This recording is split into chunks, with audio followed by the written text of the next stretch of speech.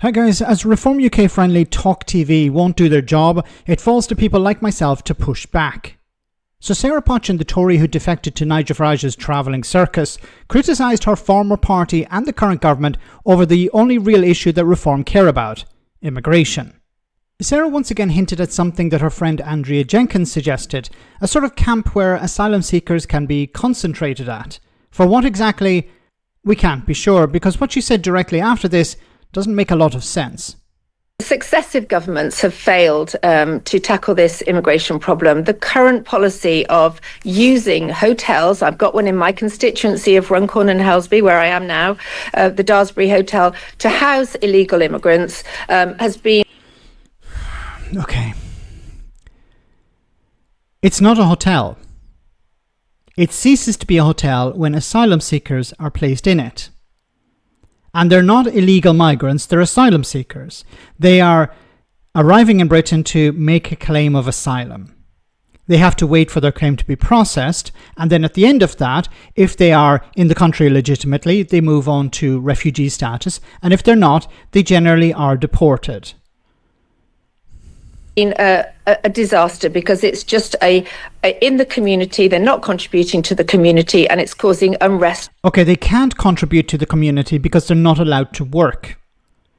Now, either Sarah doesn't know this or she's pretending. And once again, as I keep saying, I don't know which is worse.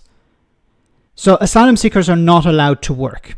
They are forbidden from engaging in any sort of employment. So sometimes what happens is some of them start working in the black economy, or others just don't work. But you can't blame them for not contributing because they're not allowed to contribute. With local residents, what's happening now, Labour saying they're going to shut these hotels down and move these residents out into the community, into houses of Okay, they're doing this because it's cheaper. Remember, the Conservatives and Reform UK and their friends in the media like Talk TV complained all the time about the cost of these hotels. Billions of pounds wasted on hotels. Why are we spending so much money on hotels? Okay, well, the government is now closing down these hotels, they're not really hotels as I pointed out, and moving them into other accommodation, cheaper accommodation. Now, there are issues with that accommodation, but you can't complain now that they're being moved out of hotels or ex-hotels, because that's what you've been calling for all the time. Multiple occupancy. So in other words, here in Runcorn, we've had, we've got in our communities, houses with maybe 10, 15 young men in them, 3-bedroomed houses designed for families living in the community. That is only going to cause... Okay, so where would you put them instead? Well, perhaps we're going to hear it now. Problems. Yes, Reform's policy is to do something about that. Yes, we want to, certainly in terms of the asylum hotels, shut them down, move those people out, move them to a location where they'll be processed and sent home. Anyone that comes here illegally will be sent home. Okay, so she's suggesting moving them to another location where they will be processed. But she said that they're arriving in the country illegally, and anyone who arrives in the country illegally should be deported automatically. But that doesn't make any sense. It doesn't make any sense to me. I don't know if it makes any sense to anyone else. Because if you're suggesting that people coming into the country are arriving illegally when it's obviously not the case, it's not illegal to arrive in the country to claim asylum, and you're saying you're going to deport all these people who arrived in the country illegally, even though it's not illegal, where are you going to deport them to? Because you need to have an agreement with other countries. How is Nigel Farage going to have an agreement with Afghanistan, for example, or Syria at the moment, or other countries around the world where there is an unstable government or a transition to stability? Where are you going to send people if you don't have agreements? Like the problem with the Reform approach to all of this is we're just going to deport people. We don't know where, we don't know how. we don't want to do deals with other countries because that's seen as, I don't know, undermining sovereignty or something. So how are you going to send people to other countries if you don't have agreements? And remember, these are people who are claiming asylum. They're by right under international law, laws that the UK has signed up to.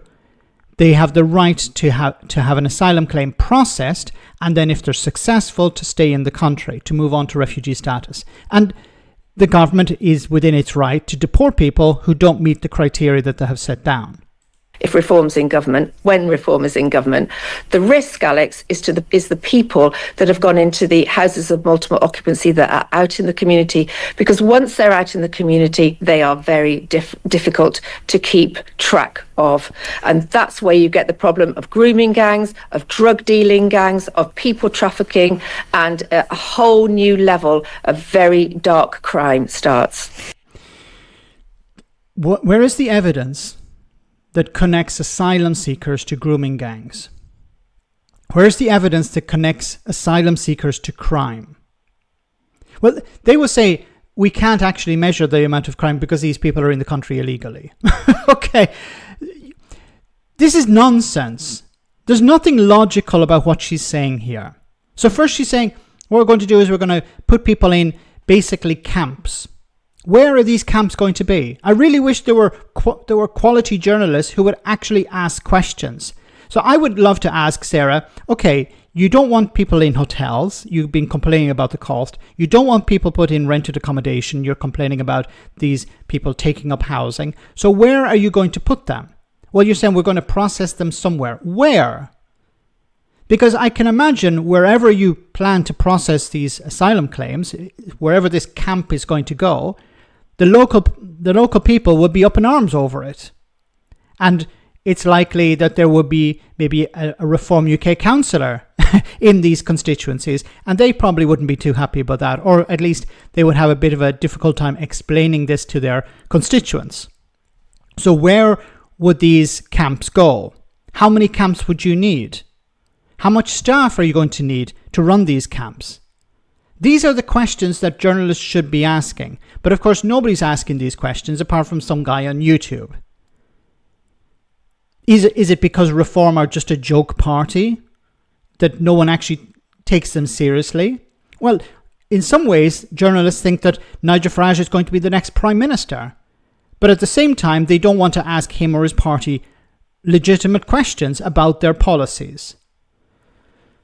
You can't have it both ways. Let me know in the comment section, guys, what you think. As always, your comments are greatly appreciated. Thanks a lot.